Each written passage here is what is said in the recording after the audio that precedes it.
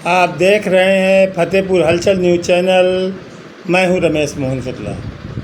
मुझे विश्वास है अब तक का आपका दिन शुभ रहा होगा। आप स्वस्थ होंगे, सानंद होंगे और प्रसन्न होंगे।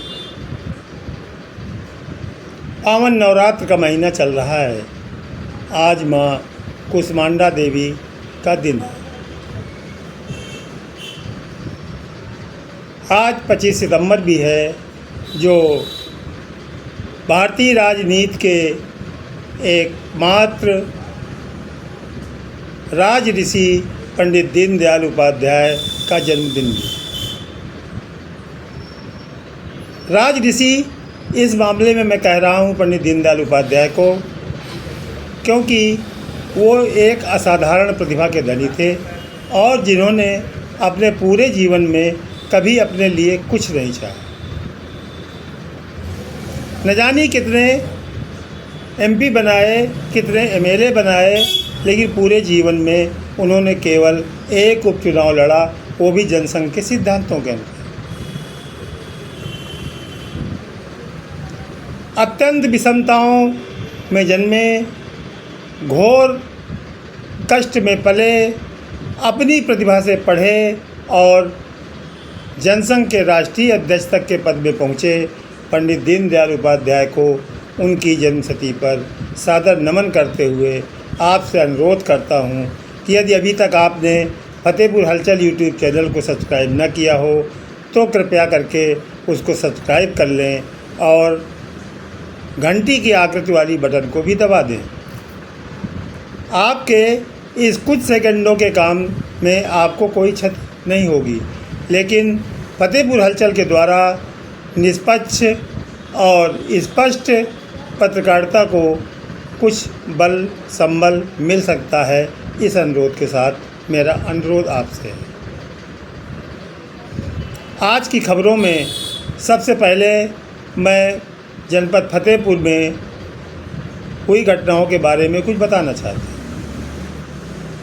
आप लोगों को याद है कि जनपद में कुछ दिनों पहले जनपद की तीसरी सबसे बड़ी ग्राम पंचायत सरकंडी में आवासों के मनरेगा अंश से किए जाने वाले मजदूरी के भुगतान में 55,46,000 रुपये का घपला पकड़ा गया। उस घपले के आरोप में 10 कर्मचारियों, जिनमें 5 संविदा कर्मी थे और 5 नियमित कर्मी, उनके विरुद्ध बीडीओ असोथर द्वारा असोथर थाने में एफआईआर दर्ज करा दी गई थी। मैंने अपनी उस समय की वीडियो में भी ये बताया था कि उस एफआईआर में इतना लिखना है कि सभी आरोपी कर्मचारियों को माननीय उच्च न्यायालय से राहत मिल जाएगी। कारण बड़ा साफ था, क्योंकि उस घपले के मुख्य दोषी तत्कालीन खंड विकास अधिकारियों को छोड़ दिया गया और परिणाम वही हुआ। सभी आरोपियों को माननीय उच्च न्यायालय द्वारा अरेस्ट स्टे प्रदान कर दिया गया है और वो आरोपी विकास खंड में काम करने पहुंच भी गए। इसी बीच ग्राम पंचायत सरकंडी की जो जांच आयुक्त ग्राम विकास स्तर से कराई गई थी, जो मेरी वार्ता हुई है अपने सूत्रों से, उसके अनुसार वो जांच रिपोर्ट भी लगभग तैयार है और उस पर भी शीघ्र ही कार्यवाही के आदेश जनपद मुख्यालय आने वाले हैं। इस बीच कई ग्राम पंचायतों में जांच की कार्यवाही चली,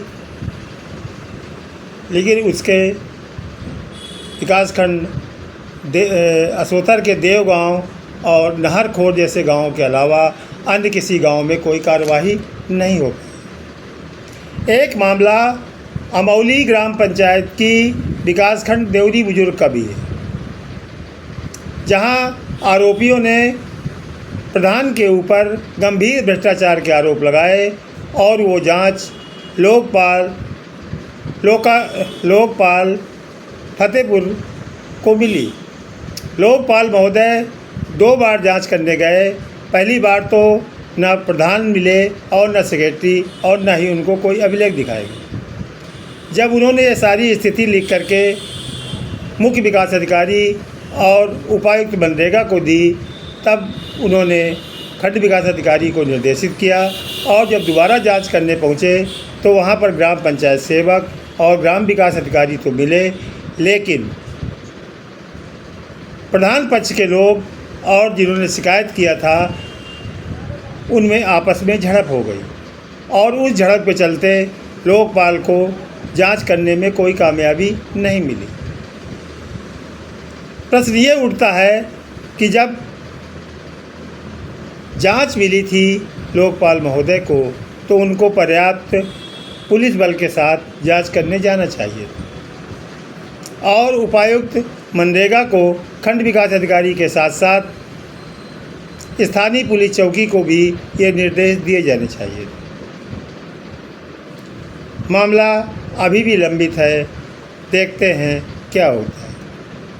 इसी तरह अन्य कई ग्राम पंचायतों को संबंधित खंड विकास अधिकारियों द्वारा जांच का भय दिखाकर उनसे अवैध धनराशि की उगाही भी की जा रही है। ये थी जनपद फतेहपुर की कुछ घटनाएं। अब मैं चलता हूँ राष्ट्रीय परिप्रेक्ष्य में, जहाँ कल एक खबर चली सोशल मीडिया में भी और मेन स्ट्रीम मीडिया में भी कि अरुणाचल प्रदेश में कुछ लोगों द्वारा एक उग्र प्रदर्शन किया गया, जिसमें से सीआरपीएफ की कुछ गाड़ियों को और भाजपा के ऑफिस को भी आग लगा दी गई। ये घटना तब हुई जब लद्दाख के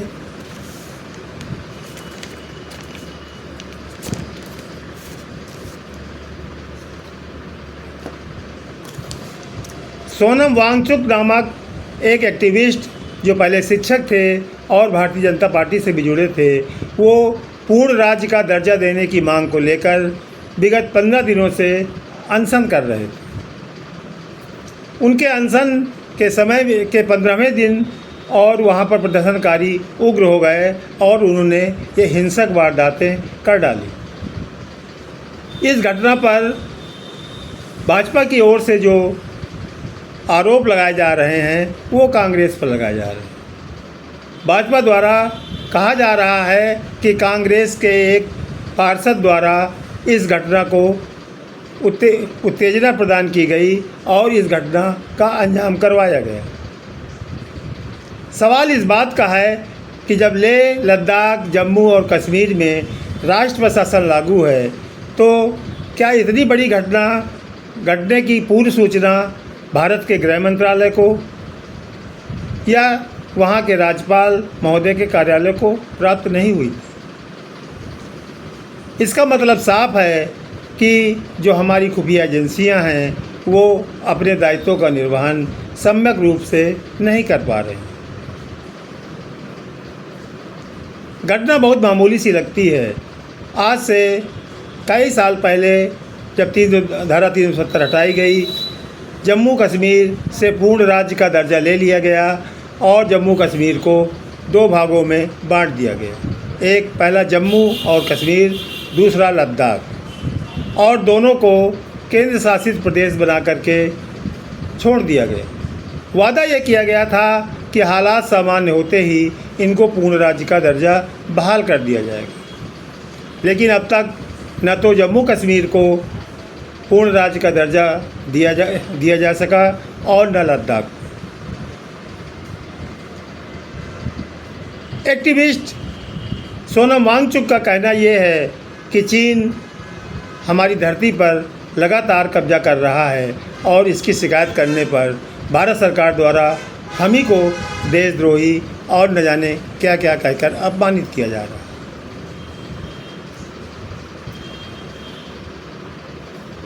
लद्दाख हो, मणिपुर हो या उत्तर पूर्वी के तमाम राज्य जो पड़ोसी देशों की सीमाओं से सटे हुए हैं, इन सीमावर्ती प्रांतों में इस तरह की अराजकता, इस तरह की उत्तेजना, इस तरह की अशांति इस देश के लिए कतई शुभ नहीं कही जा सकती। राष्ट्र प्रथम होने का नारा देने वाली भाजपा सरकार पता नहीं क्यों इन सीमावर्ती प्रांतों को अशांत रखना चाहती, और यदि इन सीमावर्ती प्रांतों में अशांति लगातार बनी रही तो इसके परिणाम इस देश के लिए भी बड़े भयानक होने वाले हैं, क्योंकि इससे हमारे पड़ोसी देशों को भी ये सहूलियत मिल जाएगी कि इसी अशांति के ज़रिए वो हमारे देश पर कुछ भी कर सकते हैं, आंदोलन भड़का सकते हैं, हिंसा भड़का सकते हैं या और कुछ कर सकते हैं।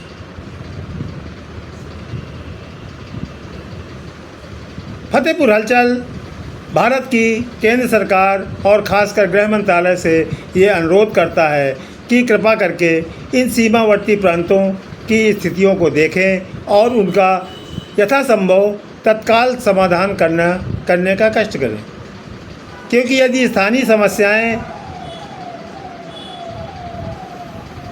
सुलझी नहीं तो इन सीमावर्ती प्रांतों में बराबर अशांति की आग दहकती रहेगी, जलती रहेगी, सुलगती रहेगी।